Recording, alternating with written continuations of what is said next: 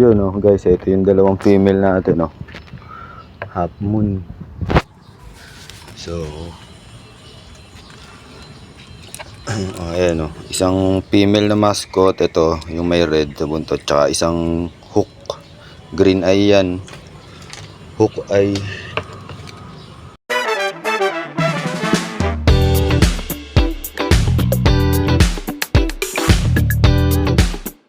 Yun good morning guys. Good morning na madilim, na makulimlim, na umuulan-ulan dahil may bagyong Inday. Kala ko naka day off si Inday. Ayan So yun guys, alam niyo na to. Anong ibig sabihin na ito? Breeding tub, dalawa. Alam na this. So, set up ko muna to. Tara, tingnan natin. Yun guys, nilagyan ko ng tubig. Ayan lang water ko guys, 3 to 4 inches lang ang taas. Pag mag-breed kayo, ganyan lang ang tubig. Hindi totoo yung dapat mataas tsaka dapat malaki.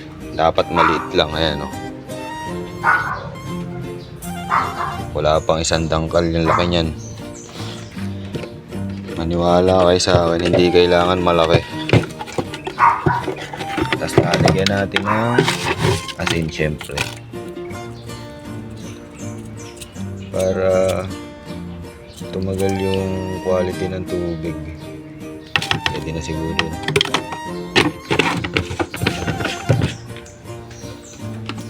Tapos syempre kailangan ma-dissolve natin yung asin. Mag-breed tayo, 2 pares.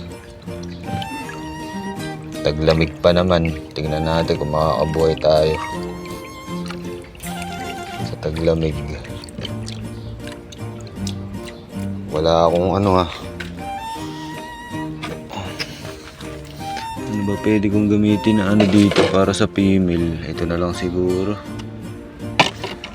Para mag-chimney method muna ako. Dito lang siguro. Yung dalawa. Dalawan muna natin. Wait lang guys, set up ko muna. Yun guys, tapos lalagyan natin ng talisay extract. Konti lang. Para maganda yung kondisyon ng tubig natin.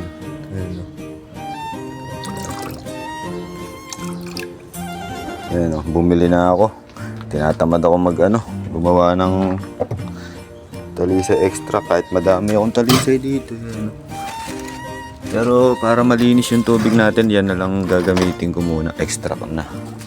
Ayan may punong talisay dito sa likod Meron pa nga dito abot kamay ko na yung talisay dito. Ayan tumutubo sa tabi Abot kamay ang langit.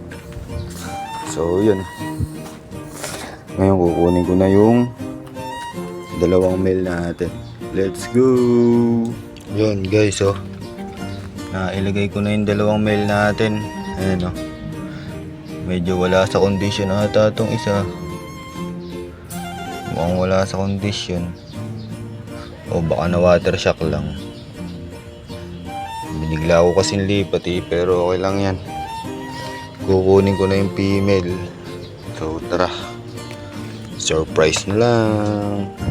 Yun guys, ito yung 2 female natin half moon. So ayan isang female na mascot, ito yung may red sa buntot, tsaka isang hook, green eye yan, hook eye. So yan guys, nailagay ko na. Itong isang male ko mukhang okay naman, kaso ito nabigla na water shock, boset na yan. Pero mukhang rin yan mamaya, mag-a-active din yun. Kasi nabigla sa lagay ko. Ayan to, hook to, yung isa hook na female. Ito mascot lang. Ayan. Ayan na, gumagalaw na. Hintayin na lang natin magbubble nest hanggang mamayang gabi or bukas, tsaka natin papakawalan yung babae. Ayan na, oh, nakita na.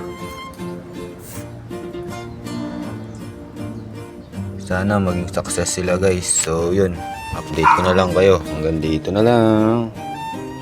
Peace.